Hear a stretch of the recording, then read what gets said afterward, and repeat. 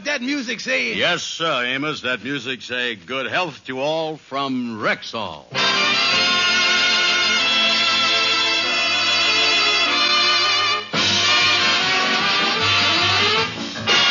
The Amos and Andy Show, written by Joe Connolly, Bob Mosier, and Bob Ross, featuring Ernestine Wade, Johnny Lee, Amanda Randolph, Elvia Allman, Jerry Hausner, Jeff Alexander's music, yours truly, Harlow Wilcox, and starring radio's all-time favorites, Freeman, Gosden, and Charles Correll.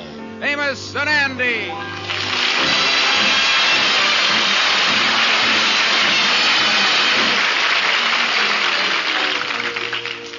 How do you do, ladies and gentlemen? My name is Freeman Gosden. You know, hardly a day passes that my partner, Charles Correll, and I don't hear from some Rexall druggist. And most of the time, they'll let us tell us how happy they are when one of you listeners drop into their drugstores to get acquainted just because we've asked you to do it. And if it makes the Rexall druggists happy, you can imagine how it makes us feel. We are honestly very grateful, ladies and gentlemen, and we hope you'll keep up the good work. You'll find your Rexall family druggist a wonderful man to trade with, and Rexall drug products as fine as money can buy.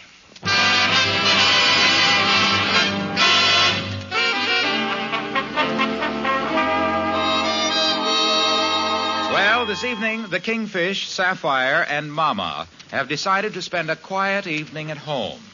Right now, the Kingfish is reading his paper, and his wife Sapphire and her mother are over by the piano. Sapphire is playing. You take the high road, and I'll take the low road. You take the high road, and I'll take the low road. You take the high road, and I'll take the low road. Holy mackerel, will you two please get to Scotland before the neighbors start beating on the pipes again? George, will you be quiet while me and Mama is harmonizing? Harmonizing? Listen, I ain't here to do it like that since down on the farm when the hound dog chased the cat into the cream separator. Sapphire, we'll try it again. And this time with no interruptions from this bald-headed Toscanini. All right, Mama. 1, 2, 3. Hold it, the doorbell. Well, don't sit there. Get up and answer the door. Well, I was just... Oh, never mind. Telegram for Mrs. Ramona Smith. All right. I'll sign for it. There you are. Well, what are you standing there for with your hand out? Some people seem to think the deliverance of a telegram merits a gratuity. Yeah, well, before I gives you a tip, son, let me tell you something. When I was your age, I had to work 18 hours a day. And at the end of the day, I'd go to the boss with my cap in my hand and say... Never mind the build-up. Just give me the nickel. Here you is. Telegram for you, Mama. Incidentally, I tipped the boy. You owe me a quarter. Let me see here. Who's it from, Mama? Why, it's from your sister Hortense in Chicago. Oh, yeah, old horse-faced Hortense. What's she whinnying about? George, don't you dare speak like that about my sweet little Hortense. She's a school teacher. She's got a B.A. and an M.A., and right now she's after a Ph.D. Well, she better, cause with that M.U.G., she ain't gonna get no M.A.N. George,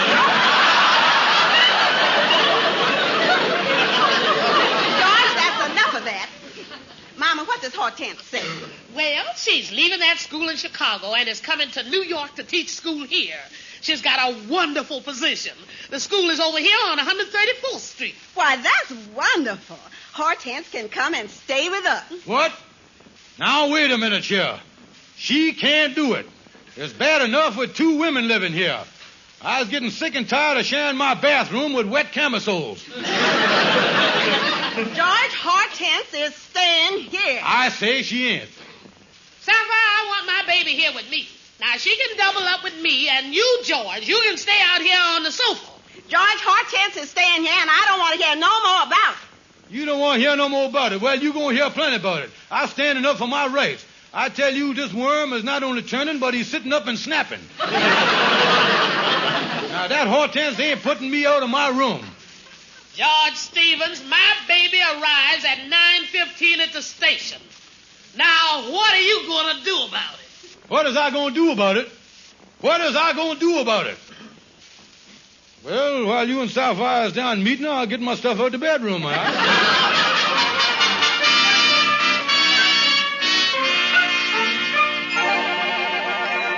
Now, listen, Calhoun, you got to help me. Now, I'm going to tell you this thing over once more.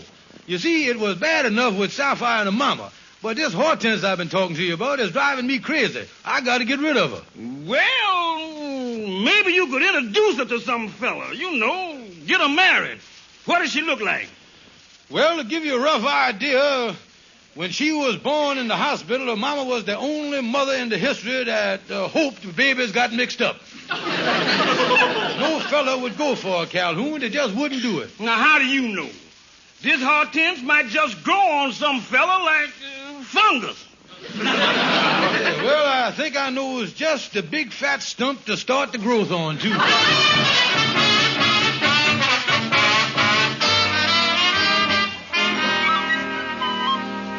Come on in, Brother Ender. You say you want to see me about something, Kingfish? Oh, yeah, sit down, son. You know I've kept this on the QT, but my sister-in-law, Hortense, got in town last week, and, well, I kept it quiet, though. Why, what's the matter? Is she on the lam or something? No, Ender, no. She happens to be a fair, fragile creature, and I know when the fellas in town get wind of it, why, there's going to be a stampede. Yeah, well, why you want to see me? Well, Ender, I wanted to give you the first opportunity to meet her. In other words, in the paramutuals of romance, I've given you the postposition, you know. Yeah, well, I always ready to meet a new filly. What kind of looking gal is she, Kingfish? Oh, beautiful gal, Andy. I got a picture right here. Yeah, let me see the thing. Well, now, just a minute, Andy. Wait a minute. Now, don't grab the thing. Before I show you Hortense's picture, I want to explain to you about beauty. Mm-hmm. You see, there's the kind of beauty that we appreciate today, and then there's the kind of beauty that was appreciated by the ancient Greeks and the Romans. Like the Mona Lisa and the Venus of Mildew and all them people. Well, never mind all that stuff. Let me see the picture. Yeah, well, now, Andy, this is real classic beauty. And when I tell you, when you looked at this picture, you're going to think of Cleopatra floating down the Nile on a barge. Now, here's the picture. Yeah. Well, so much for the barge. Now let me see the picture of Cleopatra. Don't be silly, Andy. That ain't no rudder there. That's Hortense, see? She just happened to have an overlapping jaw, that's all. And this is what the Greeks and the Romans went for. Oh, yeah, Andy, yeah. Yeah, look at the lines of that face. It's the real Roman profile. It is, huh? Oh, certainly. Julius Caesar had a wart on his nose just like that, yeah. Kingfish, I know you tell me the truth here, but I don't know about this Hortense. I think I'll leave her to the Greeks and the Romans. Well, now, wait a minute, Andy, wait a minute. Now, you just got to get used to this type of beauty, you see. Yeah, that's right. Maybe you're right. After all, I didn't like eggplant when I first had it, neither. But a little chili sauce took the sting out of it. I better get a bottle of chili sauce before I meet her, you know. That's right, Andy. When you first looked at Hortense's picture there, you might have broke out in a cold sweat and your stomach done a couple of nip-ups. But with patience and a little bicarbonate of soda, it might end up in a beautiful romance. You know that?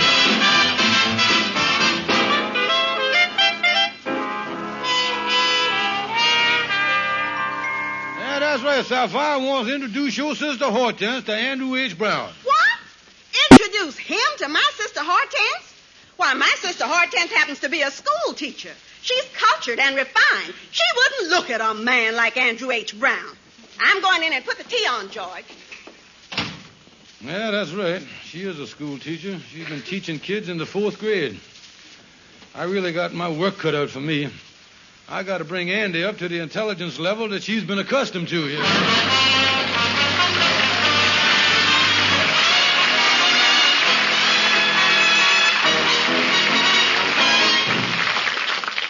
Good evening. This is your Rexall family druggist speaking to you for the 10,000 independent druggists who have made the word Rexall part of our own store names.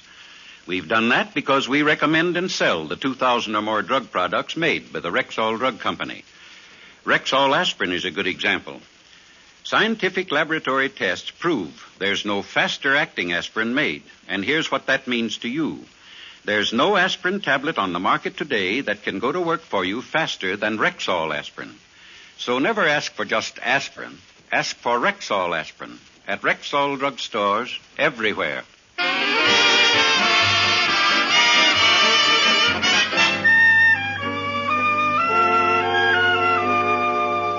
Well, I done sent for Andy to come over here to the lodge hall.